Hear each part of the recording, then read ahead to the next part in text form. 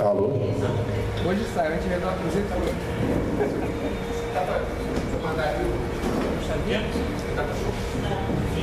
Bom, boa noite a todos e a todas.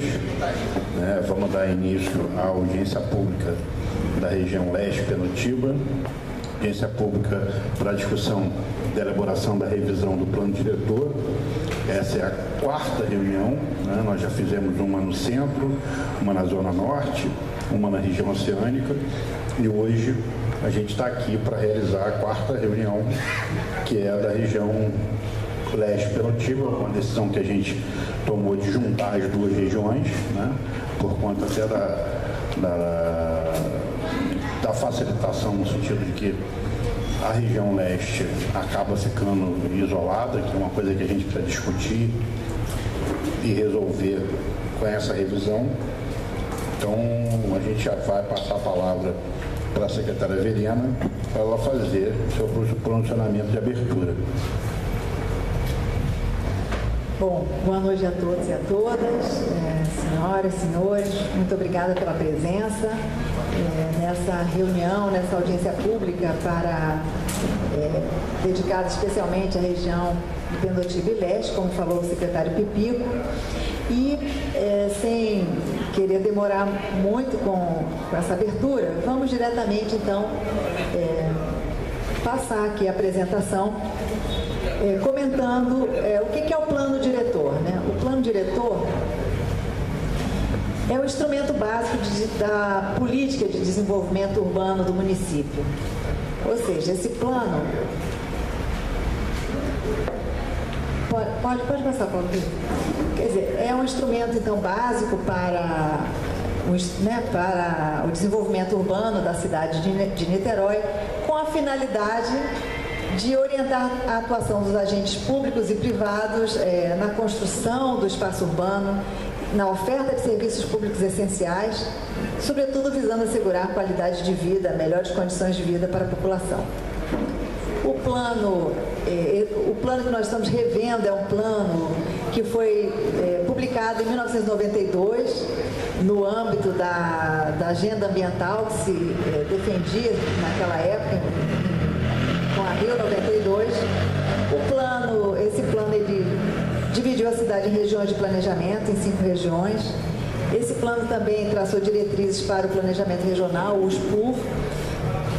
Nesse momento também se criou o Conselho Municipal de Urbanismo e Meio Ambiente e um instrumento chamado Solo Criado, que é um instrumento que busca retirar a mais-valia das construções para o desenvolvimento da cidade. Em 2004, esse plano de 92, então, foi revisto, na realidade não foi revisto, ele foi adequado aos instrumentos do Estatuto da Cidade. Não houve uma revisão plena. Ele se adequa ao Estatuto da Cidade, que é o Estatuto de 2001. Ele cria o Conselho Municipal de Política Urbana, o COMPUR, a qual eu não estou vendo os conselheiros, mas está aqui o Pipico, que faz parte do conselho. Enfim, agradeço a presença dos conselheiros. Joaquim está aqui. Obrigado pela presença. Essa revisão também foi incorporada à outorga onerosa do direito de construir. O direito de construir passa a ter uma outorga específica e foram criados também 2 fundos. O FUAB, que é o Fundo de Habitação de Interesse Social e o Fundo de Conservação Ambiental. Bom, a feitura, então, desse plano, dessa revisão, vai ser feita em 3 etapas. A primeira é essa de oferecer um diagnóstico técnico, a leitura da cidade técnica, que foi feita por uma equipe da Secretaria de Urbanismo, apoiada com o apoio da Fundação Getúlio Vargas. Então, foram incorporados diversos técnicos para apresentar, nesse diagnóstico, quantas pessoas vivem, quem são os habitantes da cidade, como eles se deslocam, como vivem, quais as principais atividades que se desenvolvem, aqui, atividades econômicas, sociais, culturais, aqui dentro de Niterói, como se organiza o quadro institucional, político, a própria relação de Niterói com outras cidades. E Uma segunda etapa seria a etapa de construção dos cenários, né? Esse diagnóstico técnico, então, foi apresentado já em 3 audiências públicas, vai ser apresentado hoje aqui para a região de Pendotiba e Leste, e a partir de então, os cenários serão elaborados também a 4 mãos, né, do governo, com a participação da população, e iremos traçar um cenário tendencial, a tendência que a cidade vem se desenvolvendo, já com o plano diretor e leis complementares da 92, e a inclusão do Estatuto da Cidade, e o cenário desejável, que seria o desejado também, o que desejaríamos todos nessas audiências que faremos, né, mais 4 audiências para cenários e depois mais 4 para diretrizes, que é o que está comentado aqui nesse slide. Concebidas essas diretrizes, então, poderemos partir para a confecção, então, do novo plano diretor. Aqui tem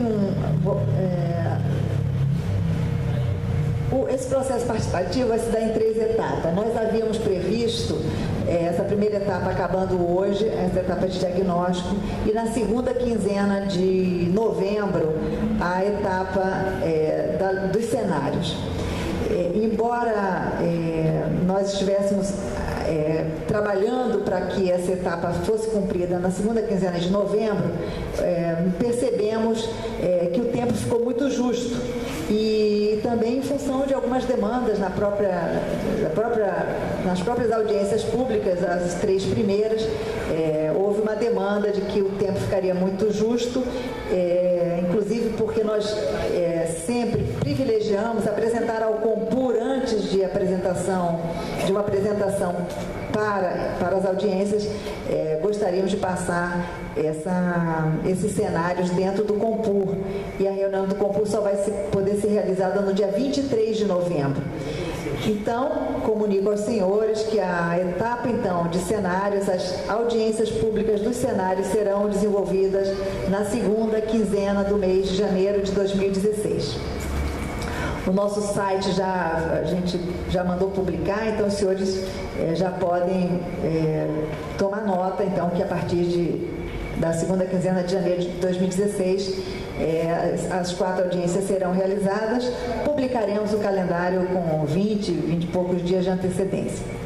Bom, para que realizar a revisão do plano, né? Os desafios da revisão desse plano estão principalmente em 5, 6 áreas, né, de estruturação e qualificação da vida urbana, como incluir também o acesso de direito à cidade, como promover o desenvolvimento econômico, como promover também a preservação do patrimônio histórico, cultural e a memória da cidade, e também pensar, né, dentro desses desafios, em que sistema de governança e qual sistema de planejamento nós adotaremos para esse plano que tem uma vigência, terá vigência de 10 anos, segundo o próprio Estatuto das Cidades. Bom, agora eu vou passar então a palavra para o arquiteto Fabrício Silveira, que é o coordenador do plano. Ele vai comentar um pouco sobre o diagnóstico.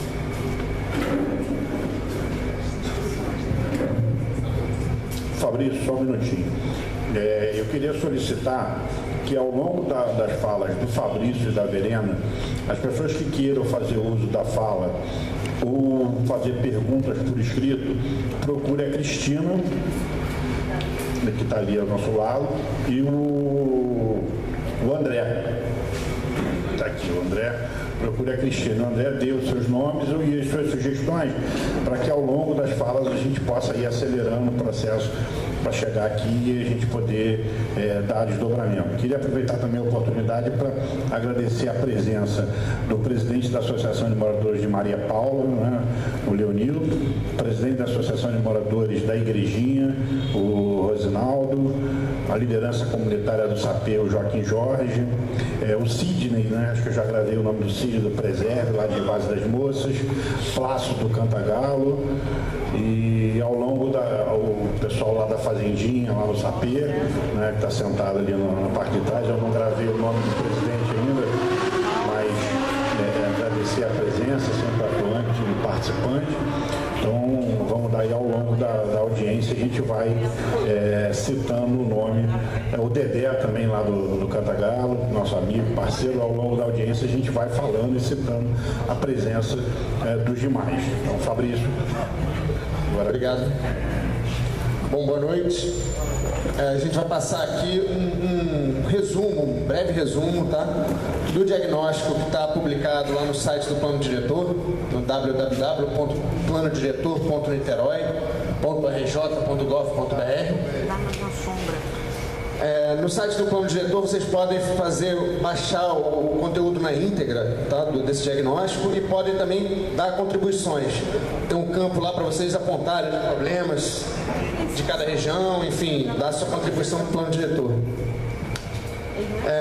Vamos começar com o uso e ocupação do solo. Pode passar. A partir do Plano Diretor de 92, divide o município em 5 regiões. Tá? Praias da Bahia, região norte, Pendotiba, região leste, região oceânica. Pode passar? E o plano diretor dá diretrizes para os planos urbanísticos de cada uma dessas regiões. Volta, por favor. Isso. Aqui a gente pode ver, na região norte, Praias da Bahia e região oceânica, a divisão em frações urbanas que cada plano urbanístico desse desenvolveu com as diretrizes do plano diretor. Região Pendotiba e Leste ainda não tem plano urbanístico. Pendotiba já tem um projeto de lei tramitando na Câmara.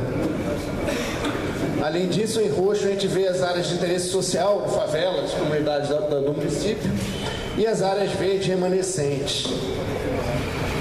Pode passar? Aqui é a área urbana atual do município, tá? Aproximadamente 44% das áreas da área do município ocupada.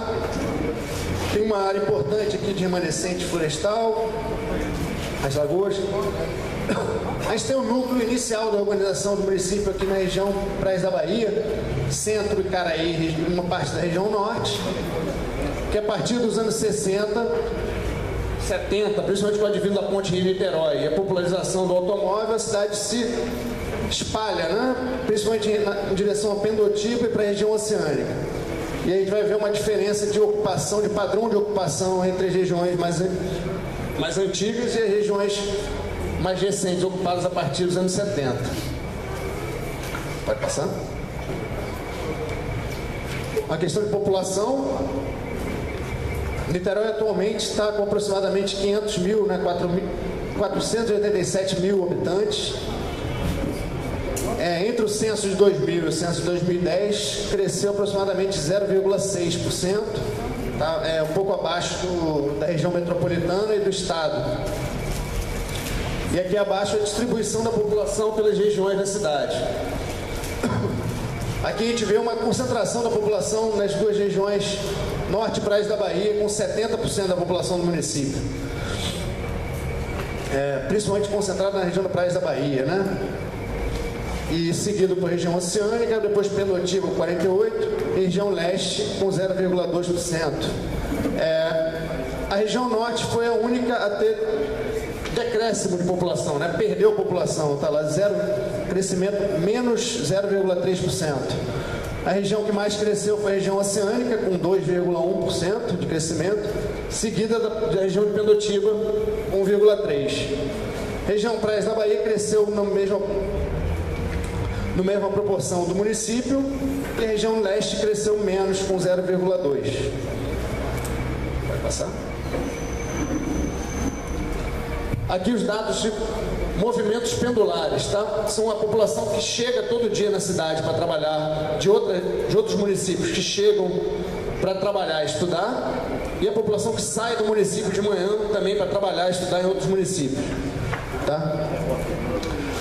Niterói recebe todo dia, porque eles saem todo dia da cidade, 85 mil pessoas, né, para trabalhar e estudar em outros municípios, e chegam, não é mais que o dobro, 176.940 pessoas chegando na cidade todo dia, principalmente dos outros municípios do leste fluminense. tá? Então, aqui, mais pessoas chegam em Niterói do que saem diariamente para trabalhar e estudar, tá? E, além disso, tem um grande fluxo populacional que passa pela cidade diariamente em direção ao Rio, né, proveniente dos outros municípios do leste metropolitano. São Gonçalo, Itaboraí, Maricá, que passam pelo município em direção ao Rio de Janeiro. Pode passar. E aqui a distribuição da população residente na cidade. Aqui, quanto mais vermelho, mais concentração de pessoas morando no lugar. A gente chama de densidade demográfica. A gente percebe aqui uma grande concentração no bairro de Caraí, Ingá. Tá um padrão de densidade média aqui em Santa Rosa, alguns municípios da região norte. E um padrão de ocupação baixa, né, média baixa e baixa, nas regiões de Pendotiba e região oceânica.